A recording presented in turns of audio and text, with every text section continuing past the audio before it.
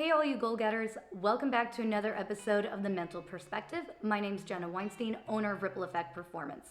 Stress is real, folks, and if we're not more mindful and aware of what causes us stress, we could be setting ourselves up for a lot of disaster with our health and well-being.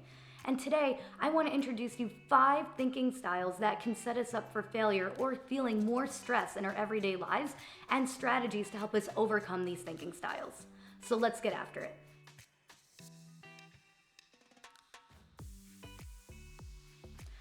I always thought of myself as someone who was an epitome of health and wellness, and I always viewed myself as someone who could be a role model of a healthy lifestyle. And everything that I believed about myself to be true was immediately challenged about a year ago this time.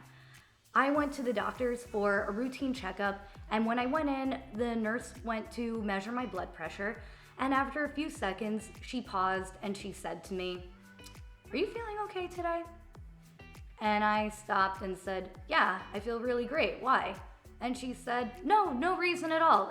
I'm just gonna check your blood pressure again on the other arm and just to make sure everything's okay." And I was like, "Okay."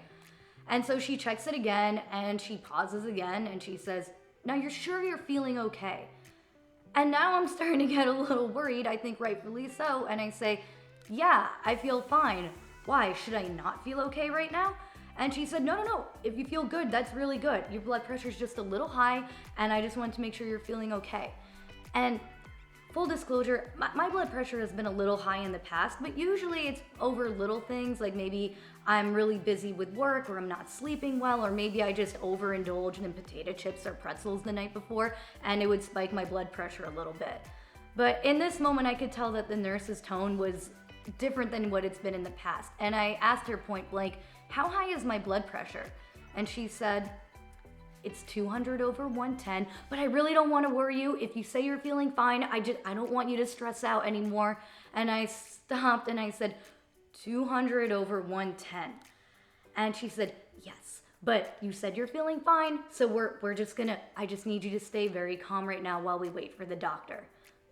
Now, for any of you who aren't in the medical profession or very familiar with what blood pressure should and should not be, 200 over 110 is a reading of blood pressure that would tell doctors that you might be at risk of having a heart attack or a stroke any minute. It's not good. And I was just sitting around walking with no symptoms, not feeling anything wrong, and my blood pressure is skyrocketing. And finally, when the doctor comes in, of course, he's got a very calm, reassuring tone, and he says, "Now we're gonna monitor this. We're gonna take care of this." And he says, "You do have a genetic predisposition for higher blood pressure, but are you feeling stressed? Is there anything stressful going on in your life right now?" And it was in that moment that I really had to take a look at myself and really answer that question honestly. I felt fine.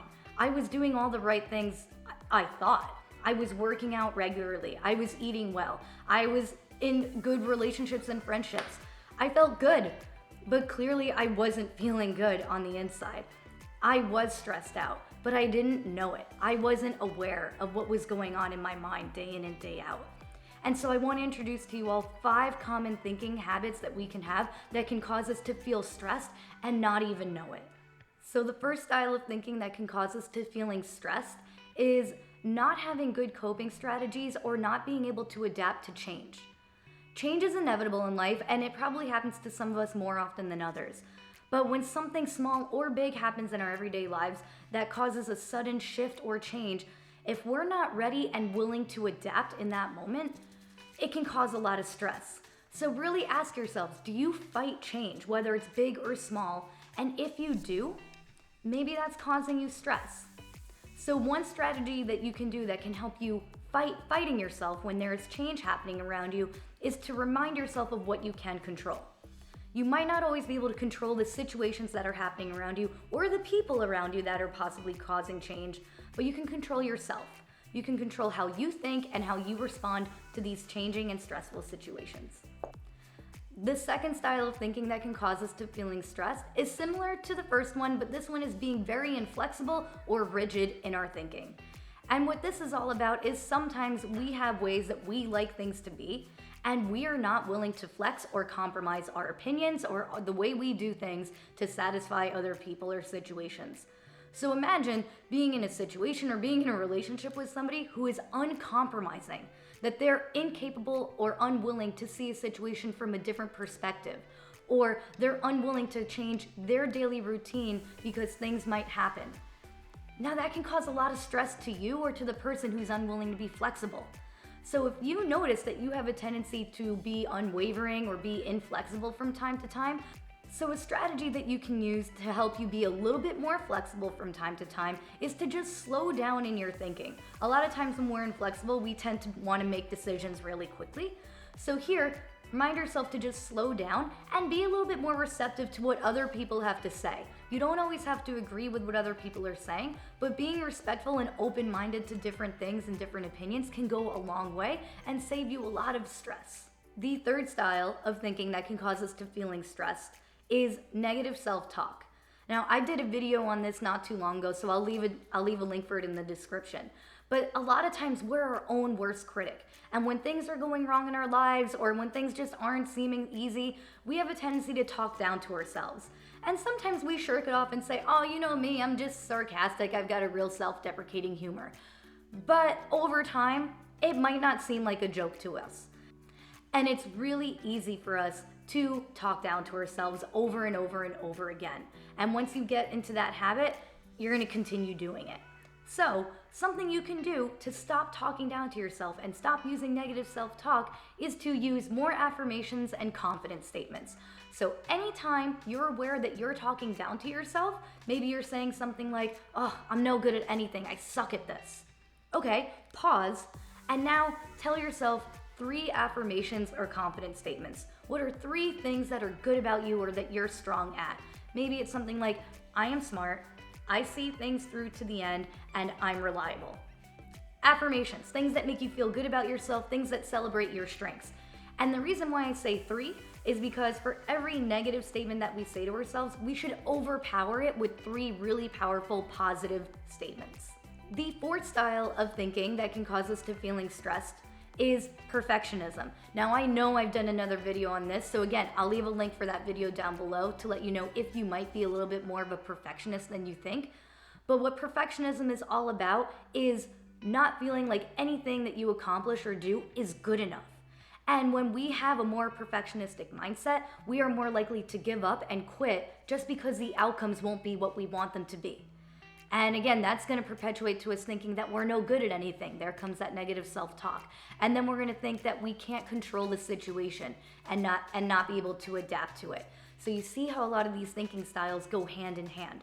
So if you think that you might be a little bit of a perfectionist at heart, something that you can do is rather than focusing on the outcomes, rather than focusing on what you want things to look like and be like, focus on the process. Focus on the behaviors and actions that you can do day in and day out, and that'll start training you to be less focused on being perfect and more focused on the process.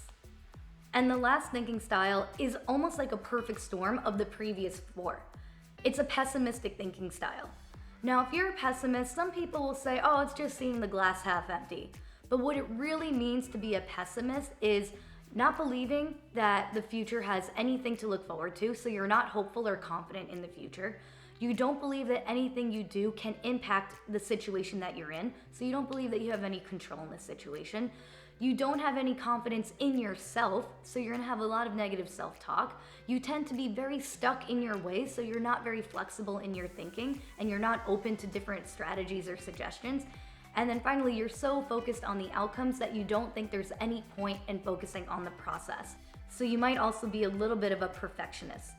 So if you think that you might be a pessimistic thinker, now's the time to start being more aware. And something that you can do to stop being a little bit of a pessimistic thinker from time to time is 1, now that you're aware, that should help in itself.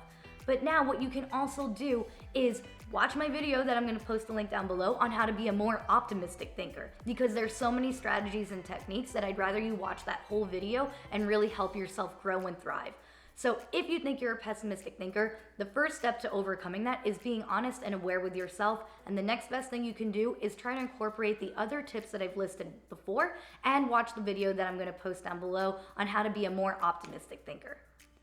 So I'd really like to hear from you all right now. Drop me a comment down below and tell me which of these thinking styles you tend to fall into. And which strategies are you going to try and incorporate into your everyday life to help you strengthen your mindset and overcome some of the stress that you might be experiencing on an everyday basis? And remember, I'd really love it if you all could show this channel some love. So if you're finding these videos helpful and you're finding the strategies that I'm providing you helpful, give the video a like, that's the thumbs up button, and subscribe to the channel if you haven't already. And be sure to share this channel and this video with other people who you think could benefit from this information. Stress is not something that just impacts one person at a time. If we're feeling stressed, it's going to impact other people in our lives. So if you found this video helpful, other people in your lives are going to find this video helpful as well. And remember, folks, I'm here to provide you strategies and techniques that are going to help you strengthen your mindset, which will lead to you achieving your goals and being successful in life. Because that's what the ripple effect is, folks. So let's start your ripple effect today.